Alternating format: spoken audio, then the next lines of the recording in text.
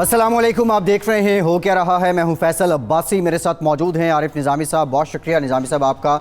इसके साथ ही साथ साबिक़ अटॉर्नी जनरल अशतर औसाफ साहब ने भी हमें ज्वाइन किया है। बहुत शुक्रिया अशतर साहब आपका। आपसे भी गुफ्तगू करते हैं। पाकिस्तान पीपल्स पार्टी के चेयरमैन बिलावल भुट्टो ज़रदारी ने एक बहुत बड़ी ऑफ़र दी है MQM पाकिस्तान को, और ये भी कहा है कि जितनी वजारतें आपके पास वफाक में हैं, हम कराची में, सिंध में भी आपको इतनी वजारतें देते हैं, आप आ जाइए, सिंध हुकूमत में इत्तेहाद कर लीजिए। लेकिन सवाल ये उठ रहा है, इससे पहले जो -1 की गूंज थी, इन हाउस तब्दीली की बात हो रही थी, क्या ये ऑफ़र -1 की जानिब पहला कदम है? इससे मुतालिक भी प्रोग्राम में बात करेंगे। इसके अलावा पड़ोसी मुल्क भारत में आज एक बहुत बड़ी डेवलपमेंट हुई।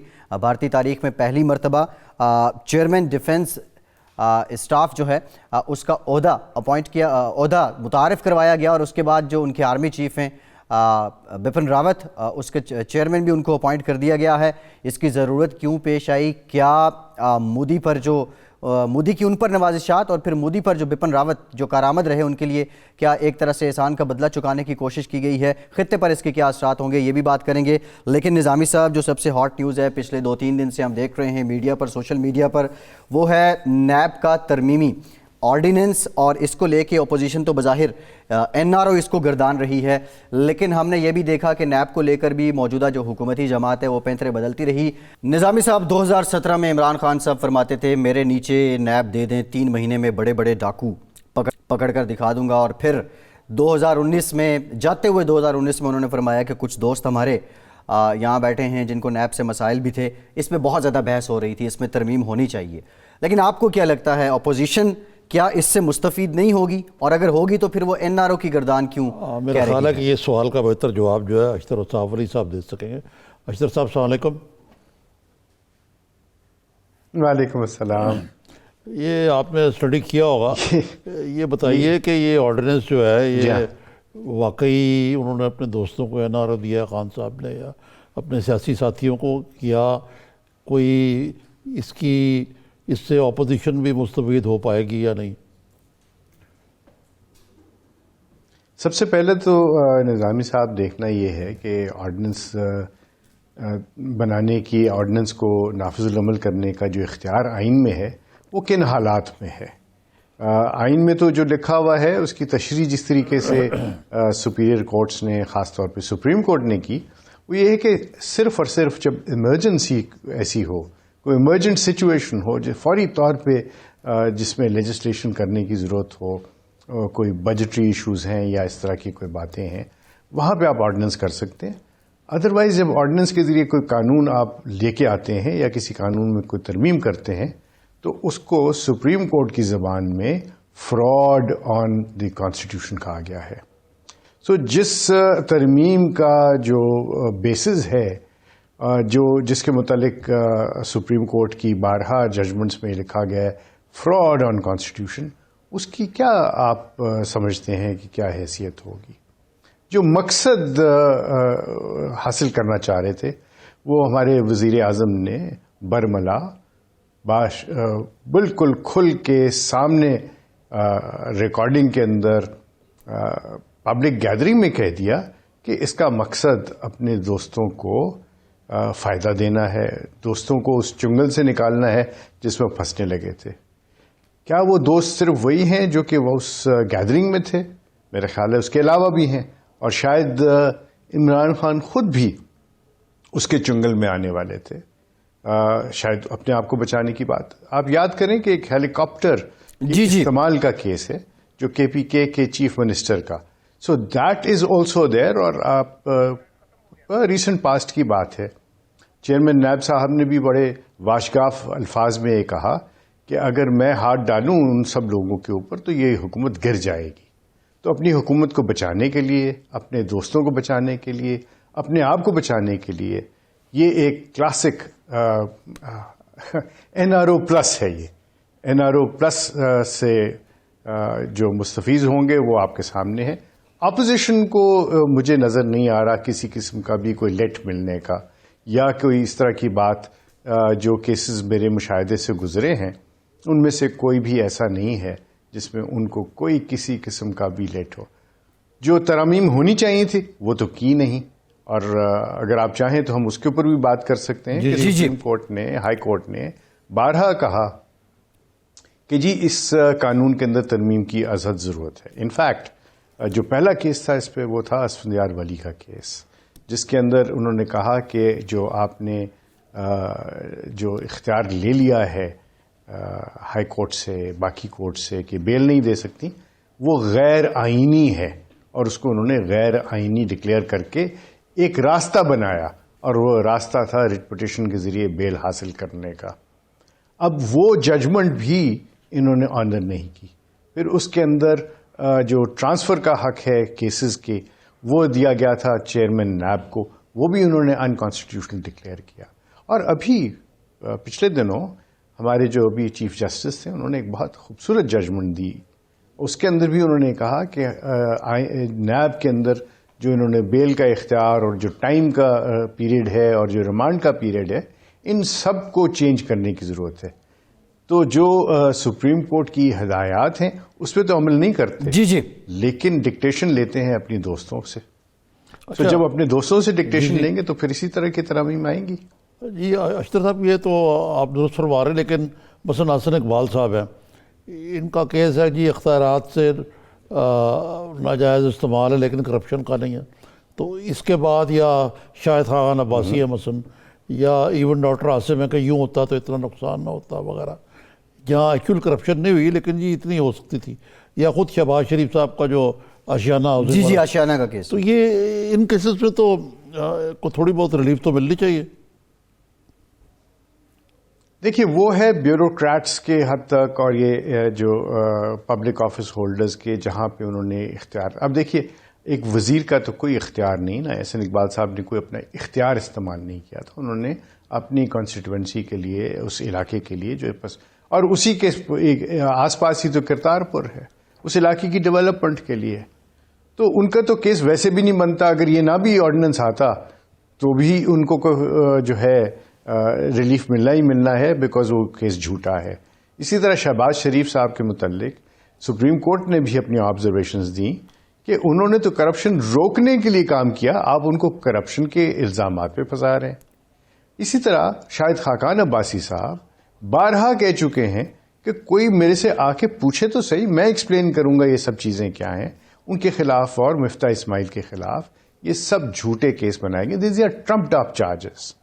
تو اس سے ان کو فائدہ نہیں ہوگا، بلکہ یہ ہے کہ اصل جو بات ہے وہ اب جب سامنے آئے گی تو یہ ضرور ہوگا کہ کورٹس اس کو اس نظر سے دیکھیں گے. لیکن میرا سوال پھر یہی ہوگا، وائی این آرڈیننس؟ اس کو آپ ڈیبیٹ کیوں نہیں کرتے؟ جی لیجسلیشن تھرو پارلیمنٹ کیوں نہیں کرتے؟ یہ بڑی ایک بات ہے جس کو ہم ایک تو تاثر دیا جا رہا ہے کہ جی اپوزیشن سے اس بارے میں بیہائنڈ دا سینز کنسلٹیشن ہوئی، اور ایسے ہی اب وہ شور مچا رہے ہیں.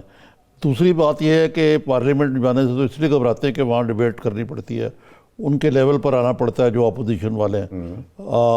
کچھ لو اور کچھ دو کرنا پڑتا ہے. نیچرلی وہ کرنے کو تیار ہی نہیں ہے.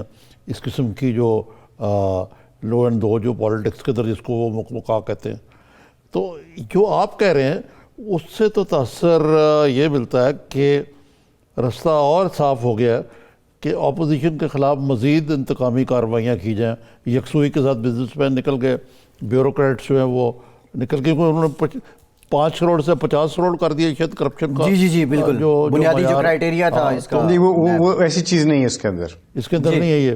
یہ اس میں نہیں لکھا ہوا. یہ دو کنفیوژنز ہیں. ذرا ایک یہ بھی بتا دیں اشتر صاحب، یہ 5 سے 50 کروڑ والی، اور دوسرا وہ جو ریمانڈ تھا وہ 90 دن کی ایک خبر آئی تھی کہ اس کو 14 دن کا کر دیا گیا، پھر یہ بھی آئی کہ 14 دن سے 90 دن ہو گیا. ذرا یہ کنفیوژنز کیا ہیں؟ نہیں لیکن ہمارا بنیادی سوال یہ ہے کہ آیا نہ تو ریمانڈ کے ٹائم رہے گا جاری یا نہیں. جی بالکل. یہ بھی میں کوشش کروں گا دونوں باتوں کا جواب دے سکوں. جواب میرے پاس موجود تو نہیں ہوتے، لیکن I'll try and answer those questions. جہاں تک آرڈیننس کے متن کا تعلق ہے، اس کے اندر جو کچھ لکھا ہوا ہے اس میں نہ ریمانڈ کے متعلق کوئی بات ہے، نہ اس کی کوئی لوور لمٹ بتائی ہے 50 کروڑ. وہ چھڑے نہیں گیا اس طریقے سے یہ بات ہو رہی ہے. ٹھیک، ایسی کوئی چیز نہیں ہے. اب آپ دیکھیں گے کہ جو سارا سلسلہ تھا کہ آپ نے ریویژن نہیں ہو سکے گی، بیل نہیں ہو سکے گی، اس کے اندر 2 باتیں تھیں. ایک تو یہ تھا کہ 30 ڈیز کے اندر اندر کیس کا ڈیسیجن ہونا تھا. آپ دیکھیں گے کہ 3 سال تک کیس رہتے ہیں. مثلا فواد حسن فواد کا کیس ہے, اس میں ابھی تک چارج ہی فریم نہیں ہوا, 2 برس ہونے کو آ گئے ہیں, and he is behind the bars, charge frame نہیں ہوا. تو اسی طرح اور بہت سارے کیسز ہیں. اب نظامی صاحب نے جو کامنٹ کیا, آئی وڈ ایگری ود نظامی صاحب کہ انہوں نے کچھ محاذ بند کیے ہیں. انہوں نے بزنس مین کو جو فائدہ دینا چاہا ہے, بزنس مین کو اس میں سے نکالا, بیوروکریٹس کو نکالا. BRT کا کیس جو ہے وہ کیس ان پوائنٹ ہوگا.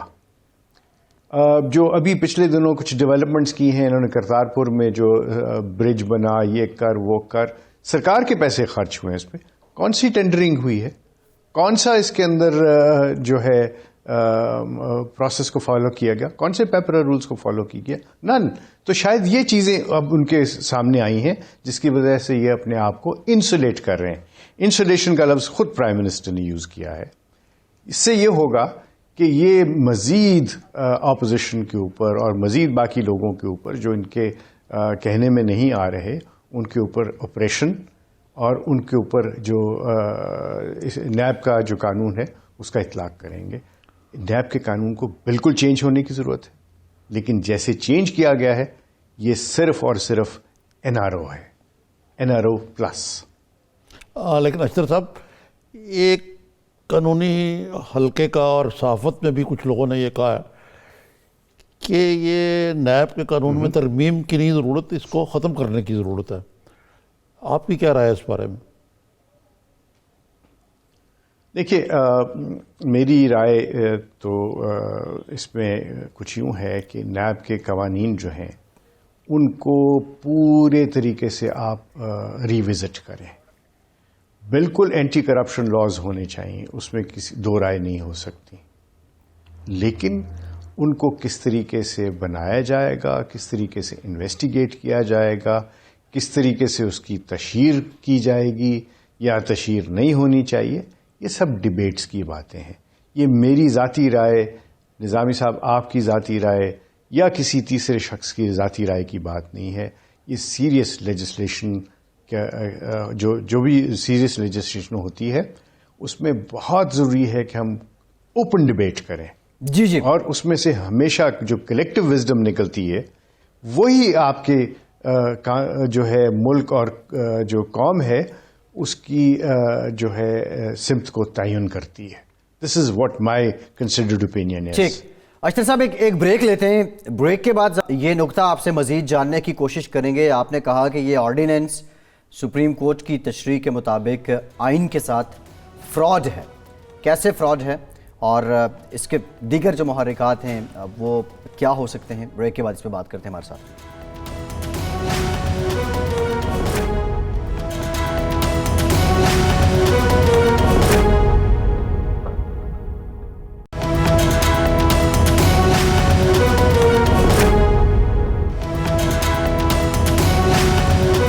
بریک کے بعد ایک بار پھر سے آپ کو خوش آمدید کہیں گے. اشتر اوصاف صاحب ہمارے ساتھ موجود ہیں. اشتر صاحب, پروگرام کے آغاز میں کہا تھا یہ آرڈیننس آئین کے ساتھ فراڈ ہے جو سپریم کورٹ کی جانب سے تشریح ہے اس کے مطابق بقول آپ کے.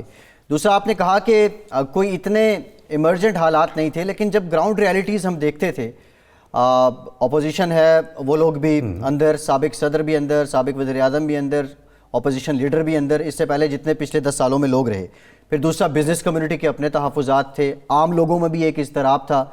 تو آپ نہیں سمجھتے کہ یہ آرڈیننس ہی ضرورت تھی, یہ بڑا ضروری تھا اس کو لانا, اور جو ڈیفینیشن آپ دے رہے ہیں, جو آپ بات کہہ رہے ہیں آئین کے ساتھ فراڈ والی, وہ کہیں اس کی نفی ہو رہی ہے؟ اچھا, سب سے پہلے کہ ہر ordinance fraud on the constitution نہیں ہے. وہ آرڈیننس جو کہ ایمرجنٹ سچویشن کا جو کرائٹیریا ہے اس پہ پورا نہ اترتا ہو, وہ ڈیویشن ہے جو عام طریقہ ہے لیجسلیشن کا. اور عام طریقہ لیجسلیشن کا یہی ہے کہ ایک بل بنتا ہے, کمیٹی کے پاس جاتا ہے, ڈیبیٹ ہوتی ہے, ایک ہاؤس میں لے ہو, دوسرے ہاؤس میں لے ہو, پھر اس کے اوپر ڈیبیٹ ہونے کے بعد اس کو جب پاس کر دیا جاتا ہے تو پریزیڈنٹ کے پاس جاتا ہے اسینٹ کے لیے. اب آرڈیننس کیا ہے؟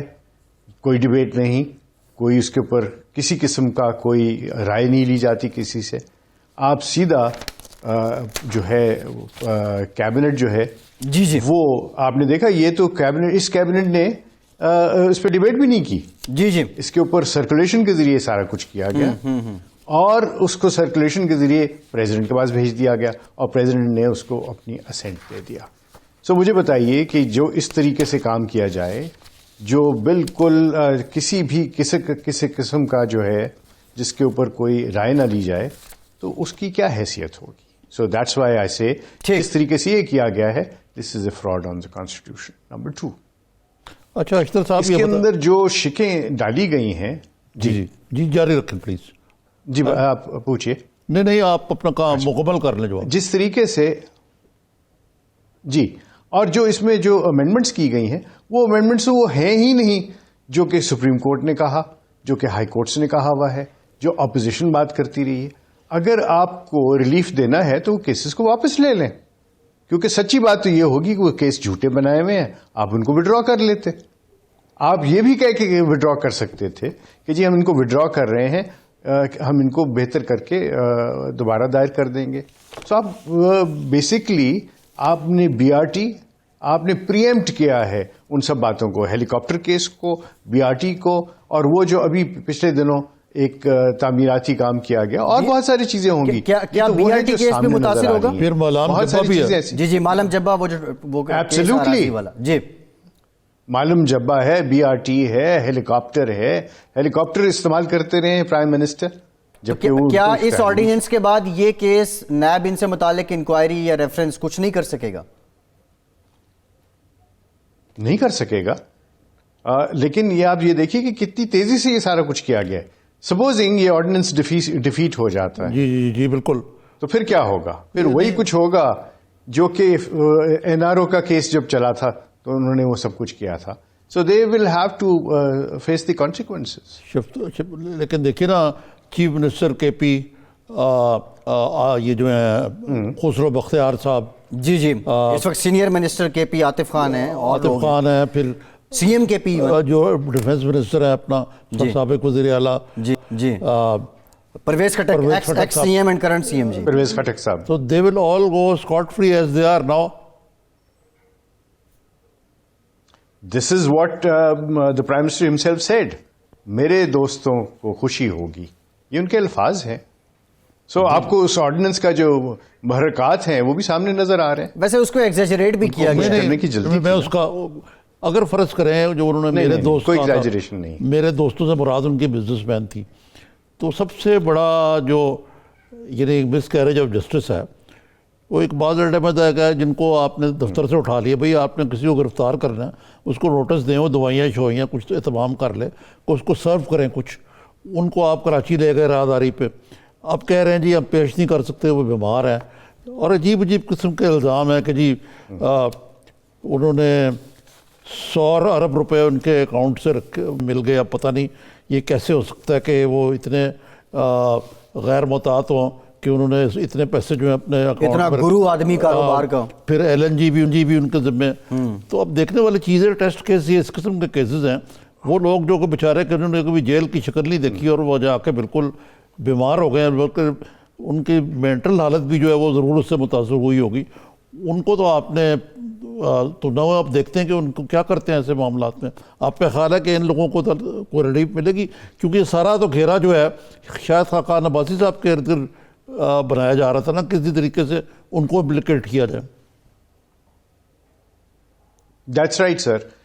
نظامی صاحب، بات یہ ہے کہ یہ ریلیف جو ہے وہ صرف عدالتوں سے مل رہا ہے، اور یہ عدالتیں جو ہیں یہی ایک واحد رہ گیا ہے بیکن جس کے ذریعے لوگوں کو ریلیف مل رہا ہے. عدالتوں نے ہی یہ کہا ہے اور سپریم کورٹ نے یہ کہا ہے، اور قانون کا منشا بھی یہ ہے کہ اگر آپ نے کسی کو گرفتار کرنا ہے تو 5 یا 6 چیزیں ضرور ملحوظ خاطر رکھنا ہے آپ نے. نمبر 1 کہ کیا وہ فلائٹ رسک ہے، کیا وہ انویسٹیگیشن کو نہیں کر رہا، ٹھیک طریقے سے انویسٹیگیشن کے اندر کوآپریٹ نہیں کر رہا، کیا وہ اس جرم کو ریپیٹ کرے گا، کیا وہ ایسا ہے جو کہ ایویڈنس کو انفلوئنس کر لے گا، کیا وٹنسز کو انفلوئنس کر لے گا، کیا ڈاکیومنٹس کو ختم کر دے گا یا ضائع کر دے گا. اور یہ ساری چیزیں پہلے آپ دیکھیں گے اور اس کے خلاف قابل گرفتاری ثبوت ہوگا تو پھر آگے چلیں گے، لیکن ایسا ہو نہیں رہا. ایک چیز جو کوئی بھی ملحوظ خاطر نہیں رکھ رہا وہ ہے امپیکٹ اس آدمی کی گرفتاری کا اس کی فیملی پہ. بہت سارے لوگ اکیلے بریڈ ونر ہوتے ہیں، بہت سارے لوگوں کے بچے چھوٹے ہوتے ہیں، بہت سارے لوگوں کے پاس اتنے مسائل نہیں ہو سکتے، وہ ڈیلی بیسس پہ کام کریں. اس کو کوئی ملحوظ خاطر نہیں رکھ رہا. کچھ لوگوں کے والدین بھی جو ہیں بزرگ ہیں، ان کی صحت کی بات ہے، یہ ان چیزوں کو بھی دیکھنا بڑا ضروری ہے. لیکن ایک بہت بڑا فیکٹر ہے، اور وہ فیکٹر کیا ہے؟ گرفتار کیا جاتا ہے صرف اور صرف آپ کو اپنی مرضی کا بیان دینے کے لیے کہ آپ ہمارے ساتھ چلیں، ہمارے ساتھ تعاون کریں، وعدہ معاف گواہ بن جائیں، یا آپ کنفیشن کر لیں، پلی بارگننگ کر لیں.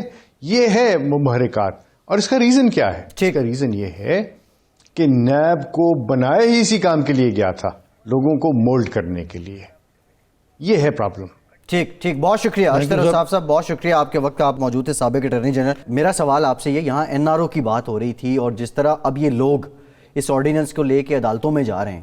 نظامی صاحب، این آر او کا جب ڈاکومنٹ سائن ہوا تھا اس کے بعد ہم نے دیکھا کہ بے نظیر بھی واپس آ جاتی ہیں، مشرف صاحب کی امپیچمنٹ بھی ہو جاتی ہے، پیپلز پارٹی کی گورنمنٹ بھی ہو جاتی ہے، لیکن افتخار چودھری صاحب آتے ہیں اور وہ این آر او کو کالعدم قرار دے دیتے ہیں. کہیں ایسا تو نہیں ہے یہ لوگ جن کے نام لے رہے تھے اشتر اوصاف صاحب، آپ بھی؟ این آر او جو ہے نا ایک آرڈیننس تھا وہ بھی، جی، نیشنل ریکانسیلیشن آرڈیننس.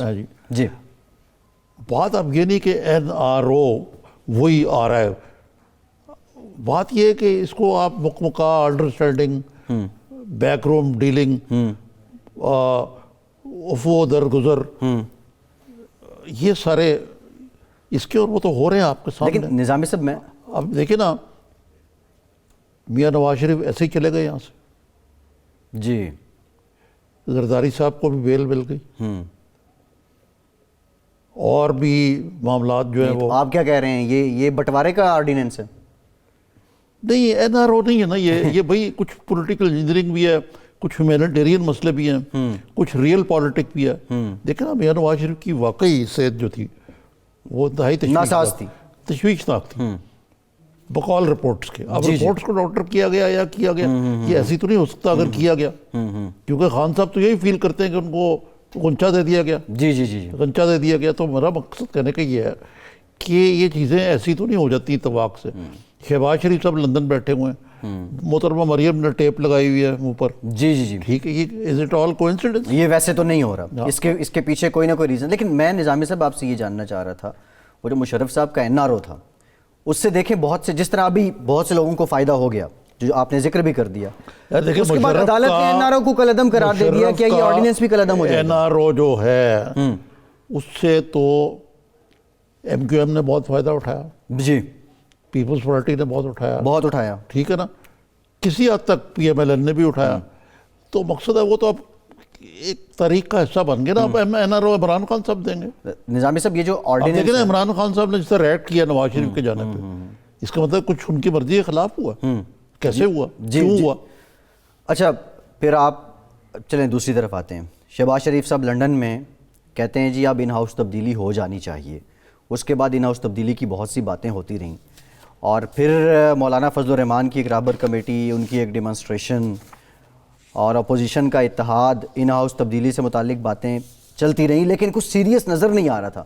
نظامی صاحب، آج جو بلاول بھٹو زرداری نے کہا ہے اور جو انہوں نے ایم کیو ایم کو ایک پیشکش کی ہے، ایگزیکٹلی بلاول کے ورڈز کیا تھے وہ بھی کچھ دیر میں ہم آپ کو سنواتے ہیں، لیکن ایم کیو ایم کو دعوت دینا باوجود اس کے کہ پیپلز پارٹی کی ایک سٹرینتھ ہے، اور سٹرینتھ کے باوجود کہ پیپلز پارٹی کو کوئی ضرورت نہیں ہے سندھ میں کسی الائنس کی. اس کا بریک کے بعد بات کرتے ہیں. It is like throwing the spanner in the works. جی، اب ایم کیو ایم کا اس پہ جواب بھی آیا اور بریک کے بعد اسی پہ بات کرتے ہیں. کیا یہ بلاول کی آفر کتنی سنجیدہ ہے، اور جو -1 کی باتیں ہو رہی تھیں، کیا اس آفر کا تعلق اس -1 کے ساتھ بھی جڑتا ہے؟ بریک کے بعد اسی پہ بات کرتے ہیں.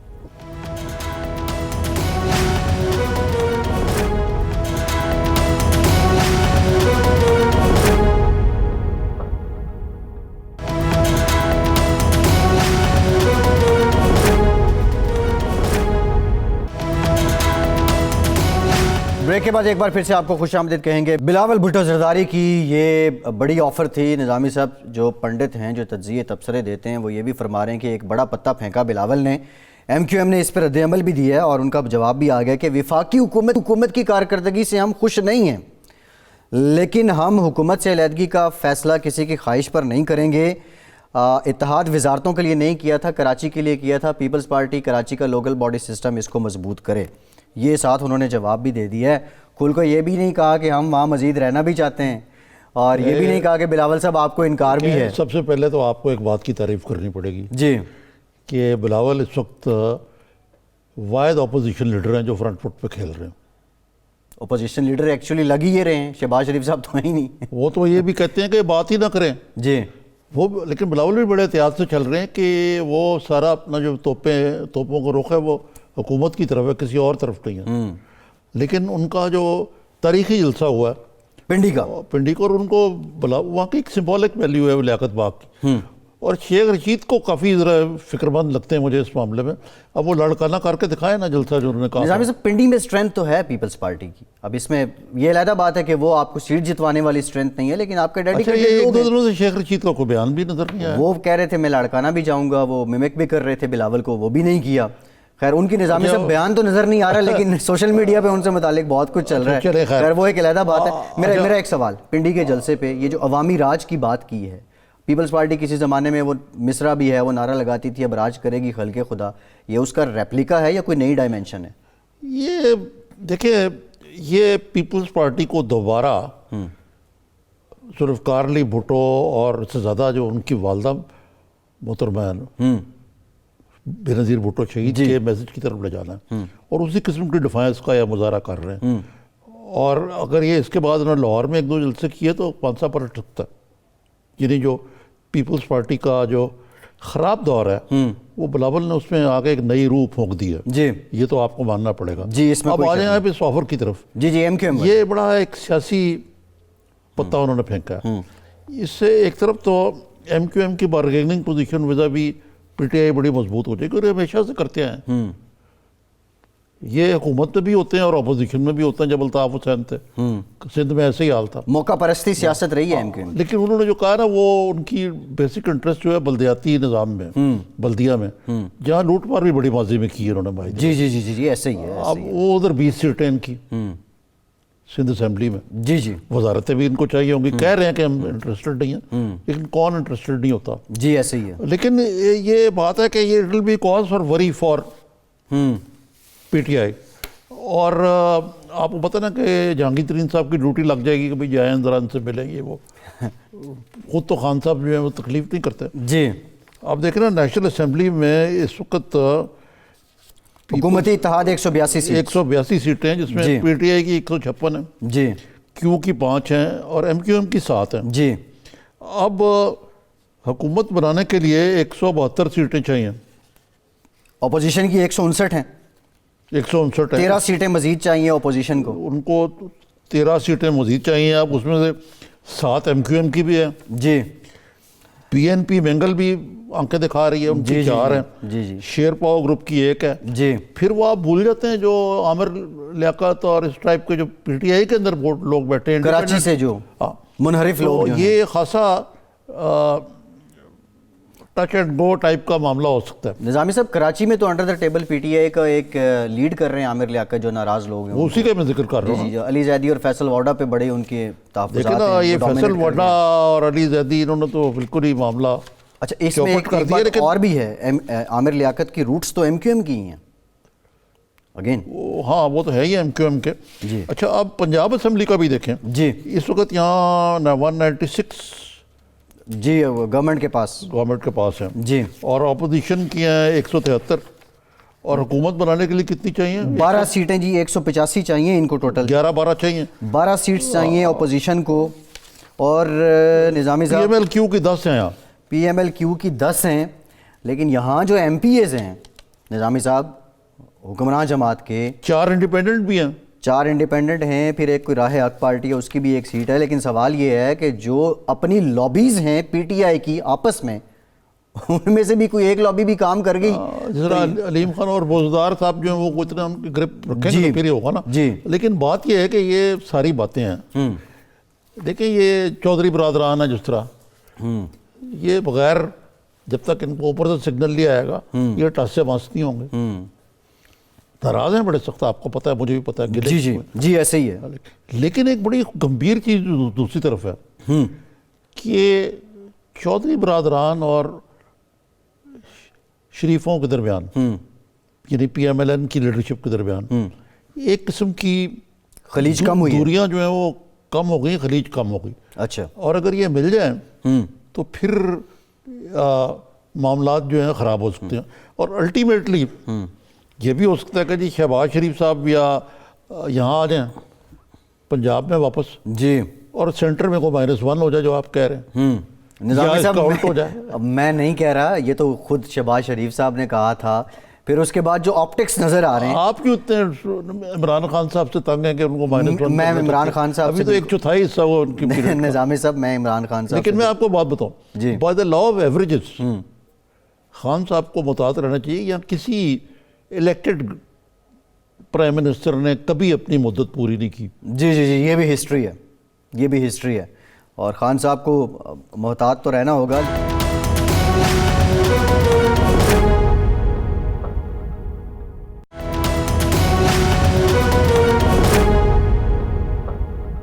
بلاول کے اس بیان کے بعد اتحادیز کی جانب سے حکومت کو بلیک میل کرنے کا وقت ہوا چاہتا ہے نظامی صاحب. مزید کوئی گرانٹ, کوئی اور فنڈ, کوئی اور پیکیج کراچی کے نام پہ, کوئٹہ کے نام پہ, لاہور کے نام پہ, گجرات کے نام پہ, اب یہ سلسلہ میرا خیال کوئی سامنے آئے گا اور عمران خان صاحب کو دینا پڑے گا. یہ ان کی انیشیل کمزوری تھی اور پھر بیچ میں. لیکن یہ بات بھی ہے, لیکن پی ٹی آئی جس طرح اربن سندھ میں ان روڈ بنانا چاہتی ہے بیسیکلی تو وہ ایم کیو ایم کو انڈرمائن کر رہی ہے نا. جی ایسا ہی ہے. اور دوسرا کراچی ان کے درمیان تو بڑا یہ صحیح ہے ایکویژن.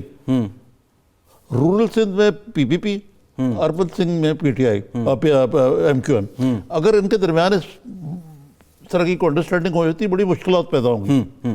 اچھا نظامی صاحب, یہ بھارت میں ایک ڈیولپمنٹ ہوئی, انہوں نے جو آرمی ایکٹ ہے 1950 اس میں بھی امینڈمنٹ کی اور ایک نیا عہدہ چیف آف ڈیفنس اسٹاف انہوں نے متعارف کروایا. اور جو ان کے موجودہ آرمی چیف ہیں, ظاہر 31 دسمبر کو ان کی مدت ختم ہو رہی ہے. آرمی چیف کی 3 سالہ جو مدت تھی, اب ان کو اس کا جو چیف ہے وہ بھی چیف آف ڈیفنس اسٹاف بھی اب وہ تعینات کر رہے ہیں. ایک تو یہ بتا دیں, اس پاکستان میں تو خیر پہلے سے ہے chairman joint chief of staff committee, یہ عہدہ یہ اسی کی پیرالل ہے. بھارت اتنی دیر کے بعد اس عہدے پہ کیوں آیا, ضرورت کیا پڑ گئی؟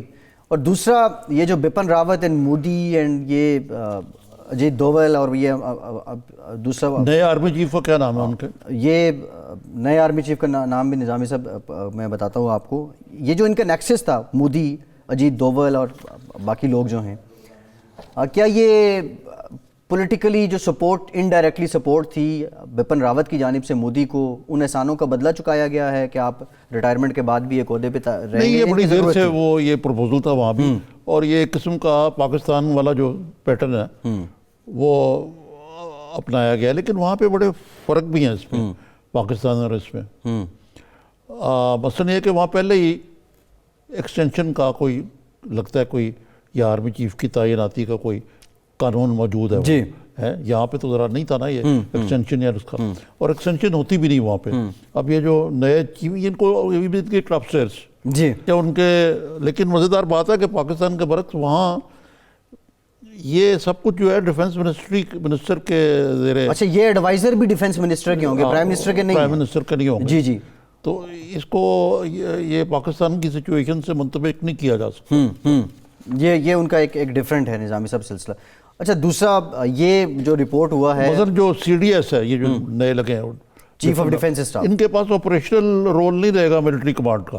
مطلب ہے کہ آرمی چیف وہی ہوگا جو آرمی چیف ہوتا ہے. جی وہ لیکن کوارڈینیشن ہوگی, جوائنٹ آپریشنز کی ضرورت پیش آئے. نیوکلیئر بھی ہے اس میں, یہ بھی ہے سارا. ٹھیک. اور سی ڈی وہ کو حکومتی عہدہ نہیں رکھ سکے گا, وہ تو خیر فطری بات ہے. ایک عمر ان کی بڑھا دی گئی, اس عہدے کے لیے 65 سال کر دی گئی. اچھا, ایک اور عہدہ ہے وہاں پہ جو نئے آرمی چیف بنے جن کا نام آپ ابھی دیکھ لیجئے گا، جی جی جی جی، وہ وائس چیف آف اسٹاف سے وائس آرمی چیف تھے، وائس آرمی، یہ پاکستان میں بھی یہ عہدہ ہوا کرتا تھا، جی بالکل تھا، جنرل لاسٹ اشفاق پرویز کیانی تھے، کیا نہیں تھے جی، جی جی، ایک زمانے میں غالباً جنرل عارف بھی رہے ہیں میرا جی جی خیال جی ہے، جی بالکل ایسے، مجزا الحق کے ہوتے ہوئے، جی تو وہاں یہاں یہ عہدہ ختم کر دیا گیا جو پاکستان جی جی میں بالکل صورتحال۔ ایسے ہی ہے، اچھا بالکل لیکن میں آپ کو ذرا ایک اور بات بتاؤں کہ اگر آپ پاکستان پہ آ جائیں، جی جی جی، سوری اس میں ایک چیز جو ہے یہ یہاں پہ میرا خیال ہے if I'm not wrong chairman joint chief nuclear جی کمانڈ اتھارٹی کے ہیڈ ہوتے ہیں یا جی جی ہیڈ تو میرا خیال پریزیڈنٹ ہے نظامی صاحب، اچھا، لیکن اس کے بعد جو کمانڈ فردر جو ہے وہ ان کے پاس، لیکن یہاں پہ ان کو nuclear command authority of India کے ان کا ایڈوائزر لگایا گیا، جی جی یہاں ایڈوائزر نہیں ہے، یہاں سے ذرا تھوڑا سا بہتر ہے سچویشن۔ تو بہرحال اب میں آ رہا ہوں اب پاکستان پہ، اب پاکستان میں تو یہ فیصلہ ہوا نا کہ ریویو پٹیشن جو ہے کی جائے گی آرمی چیف کے ایکسٹینشن جی حکومت کی جانب سے کی گئی ہے، سپریم کورٹ کی جو ہدایت ہے، لیکن ریویو پٹیشن میں لیگل ایشوز جو ہیں جو لیکونز ہیں ان کو دور کیا جائے گا۔ حکومت جو ہے اس کو بالآخر پارلیمنٹ میں لے کے جائے گی اس ضمن میں قانون سازی کے لیے، اور اس ضمن میں اپوزیشن کے ساتھ کوئی انڈرسٹینڈنگ ہوگی، اور یہ اپوزیشن جو ہے ویسے بھی کوئی شہباز شریف نے تو منع کیا ہوا ہے اپنی پارٹی کو اس بارے میں تبصرہ نہ کرے گا، خود وہ میئر بلب نہیں آپ یہ خبر دے رہے ہیں کہ ریویو پٹیشن کے علاوہ قانون سازی بھی حکومت کرے گی؟ ہاں، یہ کہ پارلیمنٹ کو بائی پاس کر دیا گیا ہے ایسا نہیں ہے، یہ ذرا آپ مد نظر رکھیں، اور یہ آئندہ آنے والے چند ہفتوں میں یہ تو بڑی خبر ہے نظامی صاحب کہ ریویو پٹیشن کے ساتھ ساتھ اگر وہاں سے حکومت جو چاہ رہی ہے وہ نہیں ہوتا تو پھر پارلیمنٹ سے کچھ نہیں آپ غلط سمجھ رہے ہیں، ہوتا یا نہیں ہوتا پارلیمنٹ میں جائیں گے، پارلیمنٹ میں جائیں گے، دیکھیں ریویو پٹیشن کچھ ابھی آپ سامنے نہیں آیا کچھ، جی ایسے ہی ہے، وہ سمجھتے ہیں کچھ لیگل لیکونز ہیں، اور ریویو پٹیشن جو ہے یہ 99.9% اپ ہولڈ ہوتا ہے سپریم کورٹ کا فیصلہ، وہی جج بھی اس میں ہوتے ہیں، جی اب ایسے ہی، کچھ جج ریٹائر ہو گئے لیکن جسٹس گلزار ہوئے، لیکن اگر کوئی اس کا ریویو پٹیشن میں صرف کریکشن ہو سکتی ہے، کوئی قانونی نکتہ تو نہیں رہ گیا، قانونی رکتا یا کلریکل ایرر یا کوئی اس طرح کی چیز، وہ ہوتا یا نہیں ہوتا، اس کے باوصف قانون سازی اس میں ہوگی، جیسے سپریم کورٹ نے کہا ان کی ہدایت ہے اس میں ہوگی، پھر یہ تو نظام صاحب حکومت کا دانش قانون سازی ہوگی یا آئین سازی ہوگی، یہ آئی ایم ناٹ شیور، یہ تو کوئی لیگل برین ہی آپ کو بتا سکتا ہے، لیکن یہ حکومت کا پھر دانشمندانہ فیصلہ ہے کہ انہوں نے دونوں آپشنز اوپن رکھے ہیں، اور اس کے لیے آپ گراؤنڈ بھی بنا لینا چاہیے۔ میرا خیال ہے دانشمندانہ فیصلہ ہے، اور اس میں بڑی ان کو چاہیے اپوزیشن سے کوئی انڈرسٹینڈنگ کریں اور مزید جاگرسائی کا باعث بنائیں اپنے اس اعلیٰ ترین عہدے کو، اور اس میں ایک کنسنسس والا فیصلہ جو ہے وہ درست رہے گا۔ اچھا یہ جو نیب والا معاملہ تھا نظامی صاحب، واقعی اس میں کوئی حکومت کی اپوزیشن کے ساتھ انڈرسٹینڈنگ تھی یا پھر واقعی یہ اپوزیشن جو اشتر سلیم صاحب کی باتوں نظر آیا، کیونکہ یہ وکیل تو بڑے اچھے ہیں، انڈیپینڈنٹ آدمی ہیں، جج بھی رہے ہیں، لیکن ان کا تعلق زیادہ پی ایم ایل این اس دور میں اٹارنی جنرل بھی یہ تھے، تو ظاہر ہے وہ باتیں ان کی نظر بھی آ رہی تھی، لیکن اب وہ جو دیگر جو قانونی ماہرین ہیں وہ کہہ رہے ہیں کہ یہ صرف اپوزیشن کوئی فائدہ نہیں، حکومت کوئی فائدہ نہیں ہونے والا، اس سے اپوزیشن کے کچھ لوگ جو ہیں ان کو بھی فائدہ ہوگا۔ بہرحال جی ایم کیو ایم کا کوئی معاملہ ہو یا نہ ہو، فروغ نسیم صاحب تو قائم کے قائم ہی ہیں۔ اچھا یہ سوال نظامی صاحب ویسے بہت بڑا ہے کہ فروغ نسیم صاحب اگر ایم کیو ایم علیحدہ ہوتی ہے تو فروغ نسیم صاحب بھی ہوں گے یا نہیں ہوں گے، یا وہ اپنی ڈگر چلیں گے، دس از بگ کویسچن۔ اچھا یہ جو سیاسی معاملات تھے، پہلے آپ نے پنڈی والے جلسے کی بھی بات کی نظامی صاحب، جو ایکسپیکٹ کیا جا رہا تھا پنجاب میں پیپلز پارٹی کوئی نیا سلسلہ یا ریوائول، لیکن بلاول کی سپیچ میں وہ نہیں تھا، what is the reason behind? وہ کیوں بلاول نے کیا جان بوجھ کے؟ کہیں ایسا تو نہیں ہے کہ بظاہر وہ مخالفت پی ٹی آئی کی کر رہے اور حقیقت میں وہ نشانہ نون لیگ کو بنا رہے، وہ نون لیگ کو ادراک نہیں کروانے چاہ رہے تھے بلاول صاحب؟ اچھا یہ میں اور بات کرنا چاہتا ہوں، یہ ٹیکنیکلی اسپیکنگ جو بپن راوت والا معاملہ ہے، اس کو ایکسٹینشن تو نہیں کہا جا سکتا نا، انہوں نے تو عہدہ ہی علیحدہ کر دیا، اور دوسرے یہ لیفٹیننٹ جنرل منوج کنڈ نارووا کو نئے بھارتی چیف مقرر کیا گیا۔ منوج ہی ٹھیک ہے نظامی صاحب، یہ بڑا لمبا نام ہے، یہ آپ بار بار مجھے نام پوچھے تھے، منوج ہی بس اتنا ہی کافی ہے جی۔ اور منوج کمار کی طرف جی نظام صاحب پروگرام کا وقت ختم ہو گیا، بہت شکریہ آپ کا، آج کے پروگرام سے اتنا ہی، فیصل عباسی کو اجازت دیجیے۔